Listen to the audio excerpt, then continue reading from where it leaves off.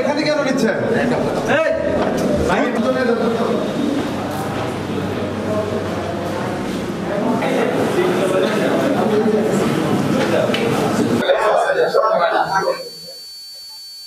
আপনার প্রশ্ন করেন। আমরা জব্দ করি, তবে গোয়েন্দা তথ্য ছিল একাধিক বাড়িতে তারা ডাকাতি করবে বলে আমাদের কাছে গোয়েন্দা তথ্য ছিল এবং সেই তথ্য অনুযায়ী আমরা তাদেরকে গ্রেফতার করতে সমর্থ হয়েছি। র‍্যাব ৮ এবং র‍্যাব ১০ যৌথভাবে এই অভিযান পরিচালনা করেছে।